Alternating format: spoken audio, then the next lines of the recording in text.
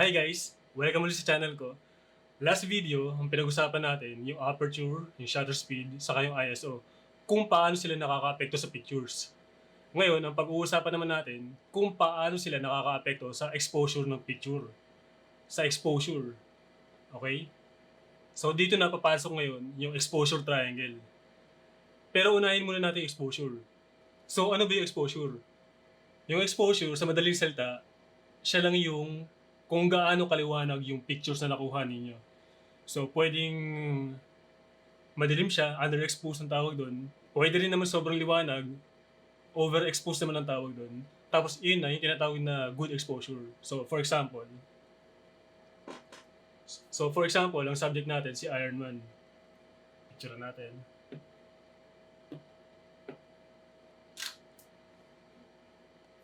So, ito, for example, itong picture na to, tama yung exposure niya. So, ngayon, ano ba yung tinatawag nating underexposed? So, example. So, ito, example ng underexposed. Kinulang na tayo sa liwanag. Ngayon, ito naman example ng overexposed. Ito naman yung example ng overexposed. Sobrang liwanag naman siya kumpara dun sa nakikita natin sa scene. So, yun yung mga example ng exposure. Pero yun nga, sa madaling salita, ang exposure, kung gaano lang kaliwanag yung picture na nakuha mo. Kaya ayan, ang pag-uusapan natin ngayon, kung paano tayo nagkakaroon ng exposure. So, meron tayong tinatawag na exposure triangle. Ano ba yung ginagawa ng exposure triangle? Actually, yung exposure triangle, analogy lang siya para maintindihan mo kung paano nakaka-apekto yung aperture, yung shutter speed, saka yung ISO sa exposure. Yun lang talaga siya. So, for example, itong kaninang kinuha kong picture, yung exposure na yan, combination siya ng aperture, shutter speed, saka ISO. Ngayon, ginagamit yung exposure triangle para maintindihan mo na kapag may binago kang setting, for example, aperture, kailangan mo ring baguhin yung shutter speed o kaya yung ISO para ma-maintain mo yung proper exposure. Ito, example. Kunwari lang, ito yung settings natin sa proper exposure. Yan, 125, 800, tapos f4. Iyan yung settings natin sa proper exposure. Ngayon, nagbago ka ng setting sa aperture. From f4, pumunta ka ng f11. Para maliwanag, pumunta ka sa pagdilim. So, ayan. Ngayon, pwede mong baguhin itong shutter speed. Yung f11 na to, kung makikita mo, mas malapit ka sa side ng maliwanag sa shutter speed. So, ngayon, ibig sabihin, ang changes mo sa shutter speed papunta sa maliwanag. So, dumilim ka sa aperture, nag-adjust ka naman sa shutter speed para lumiwanag. So, pwedeng ang maging value ngayon ng shutter speed mo is 1/15. Pwedeng iyan na ngayon yung bago mong shutter speed para ma-maintain mo yung proper exposure dahil nagbago ka ng aperture. So, another example. Kunyari, ito yung settings natin para sa proper exposure. 1 second, f22, tapos ISO 800 ulit. So ngayon, yung shutter speed naman ang babaguhin natin. From 1 second, itinaas natin ng 1/125. From maliwanag, dumilim siya. Pwede mo ngayong baguhin yung aperture o kaya yung ISO. Ngayon, kung babaguhin natin yung ISO, tignan mo ulit yung shutter speed. From maliwanag, bigla tayong dumilim. Ngayon, malapit tayo sa pagliwanag na side ng ISO. So, ang changes natin ngayon sa ISO, papunta sa pagliwanag. Nakita mo?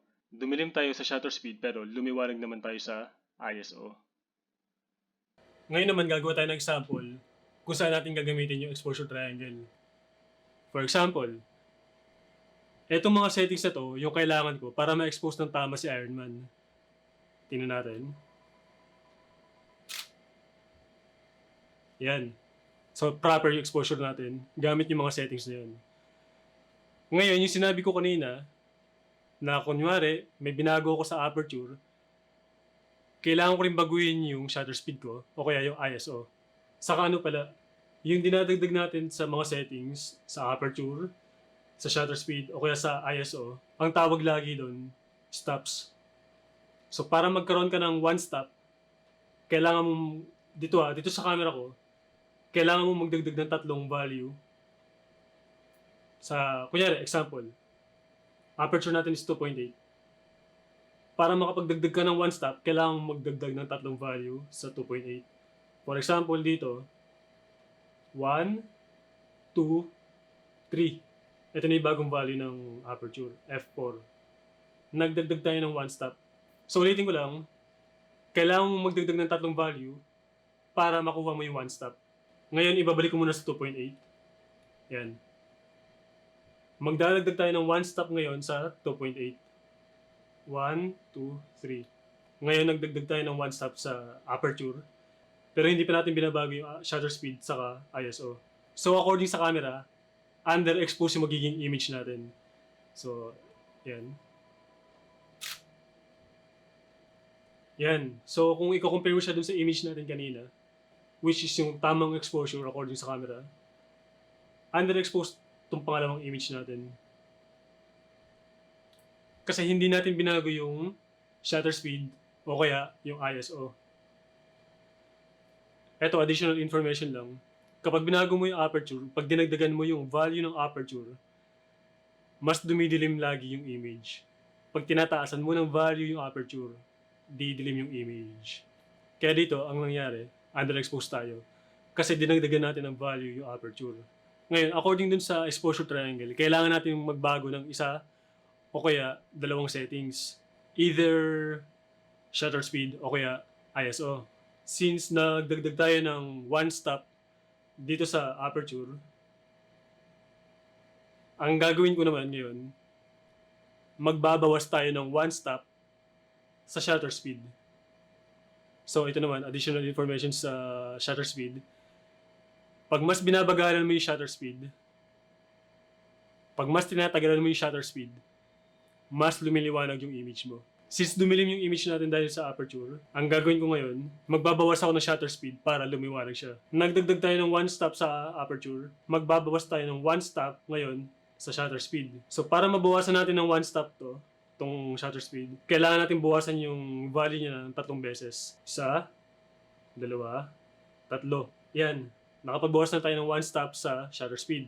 Ngayon, titingnan natin kung tama na yung exposure ulit.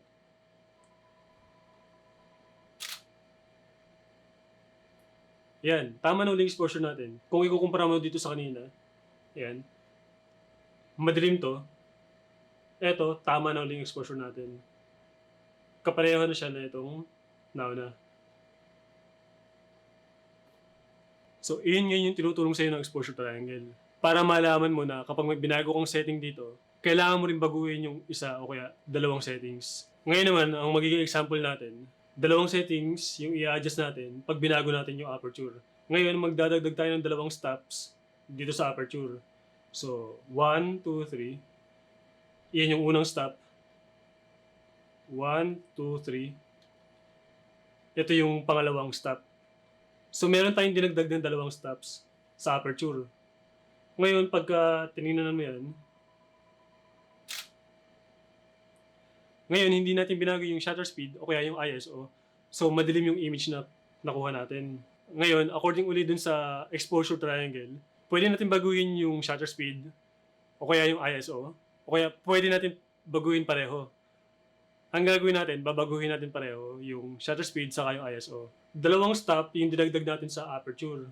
Ngayon, para mabalanse natin yung exposure, yung one stop na dinagdag ko sa aperture, ibabawas ko ngayon sa shutter speed. So, magbabawas ako sa shutter speed natin ng one stop. So, shutter speed, one stop, 1, 2, 3. Binawasan natin ng one stop yung shutter speed. Pero hindi pa rin yan balansya kasi dalawang stops yung dinagdag natin sa aperture. Tingnan muna natin yung kakalabasan.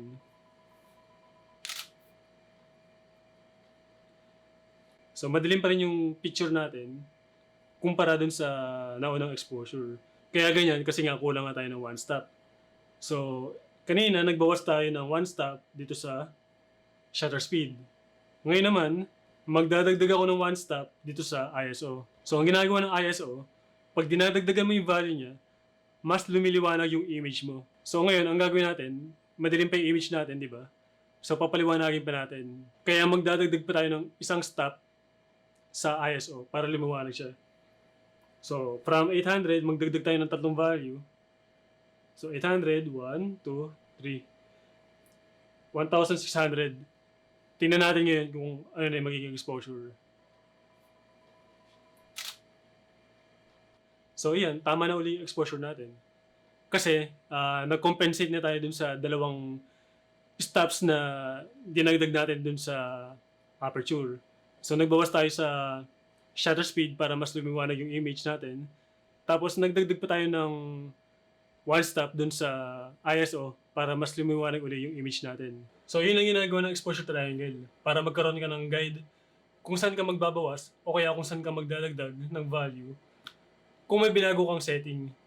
So, yun nga, dun sa example natin kanina, nagdagdag ka ng dalawang stops sa aperture.